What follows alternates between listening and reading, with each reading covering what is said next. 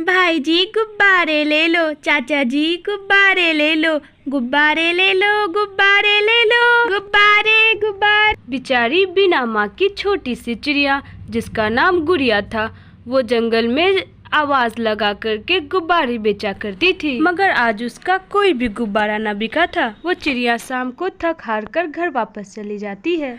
माँ, अगर आज आप होती तो कोई चिंता ना होती। तभी उसका भाई कुक्कू उससे कहता है, गुड़िया बहन, मेरा खाना कहाँ है? गुड़िया रोते हुए अपना मुंह दूसरी तरफ कर लेती है। मुझे माफ करना भाई, मैं आज आपके लिए कुछ न ला सकी।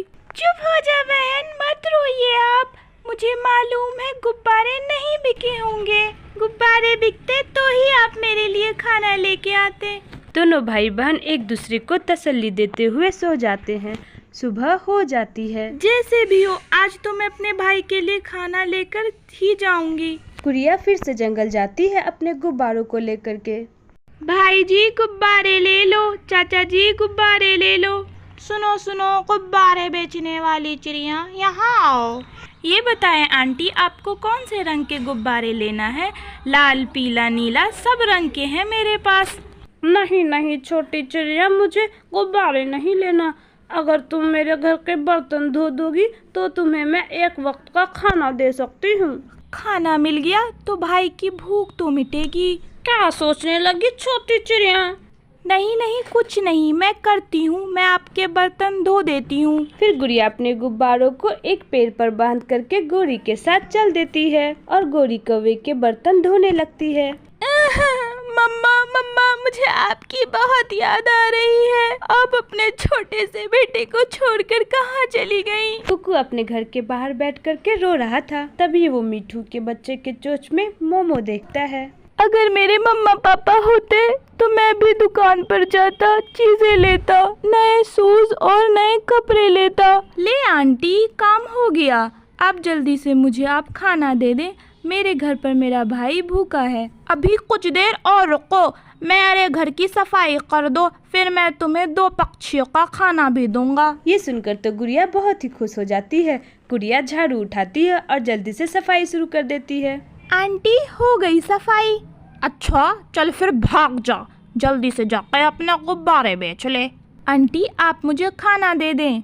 खाना? कौन खाना? चल भाग यहाँ से। खाना तो मेरे अब जग्गू के लिए ही बचा है, वो खेल कर आने ही वाला होगा। इतने में ही जग्गू बाहर से भागा भागा हुआ आता है। मैं आ गया मम्मा, मेरा खाना कहाँ है?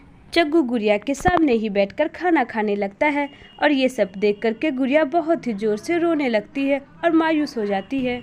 जाओ, दफा हो जाओ, क्यों आंखें फाड़ फाड़ कर मेरे बेटे को देख रही हो? नजर लगाओगी का? रोती हुई गुड़िया वहाँ से चली जाती है और अपने गुब्बारे उठाकर फिर से बेचने लगती है। भाई जी गुब्बारे ले लो, चाचा जी गुब्बारे ले लो। गुड़िया की आवाज़ ना चाहते हुए भी बहुत धीरे निकल रही थी।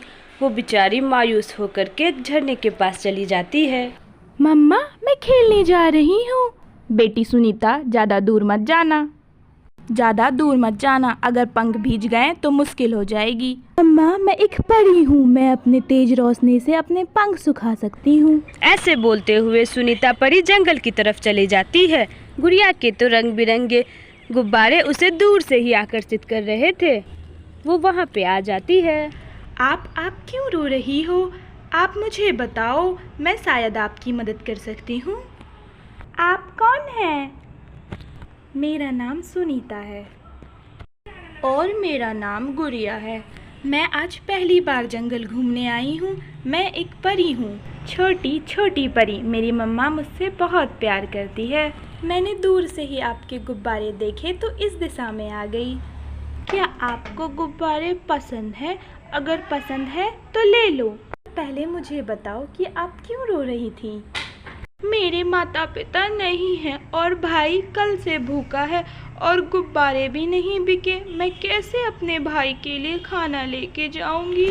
गुड़िया की बात सुनकर के सुनीता परी तो जोर जोर से हंसने लगती है। गुड़िया को ये चीज बहुत ही बुरी लगती है। सुनीता परी, ये कोई हंसने वाली बात है? मैं आपको इतने खाने देने वाली हूँ जो कभी ख़त्म नहीं होगा। ऐसे कहते हुए सुनीता परी अपनी जादुई छड़ी से गुड़िया को एक लाल रंग का पोटली देती है। ये लो गुड़िया, इस जादुई थैली से जो तुम चाहो खा सकती हो। ये जादुई थैली तुम्हें हमेशा तुम्हारे मनपसंद की खाना देगी।